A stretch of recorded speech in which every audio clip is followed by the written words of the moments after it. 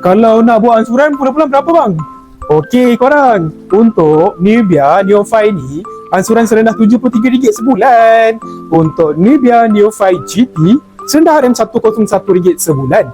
Dan Infinix GT 50 Pro serendah RM105 sebulan. Harga yang saya sebutkan tu ikat selama 3 tahun.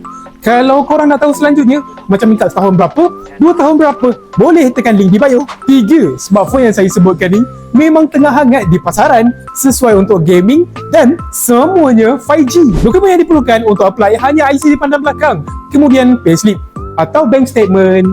Yang paling penting, korang mestilah warga negara Malaysia berumur 18 hingga 50 tahun, dah kerja 3 bulan dekat company yang sama, minimum gaji bersih RM1,000 dan tak ada blacklist. Apa yang best kalau korang apply dengan All Gadget ni? Korang akan dapat banyak free gift, kosong deposit, tanpa penjamin dan tanpa kad kredit. Bagi yang duduk jauh, kita menyediakan free postage untuk korang, cover seluruh Malaysia.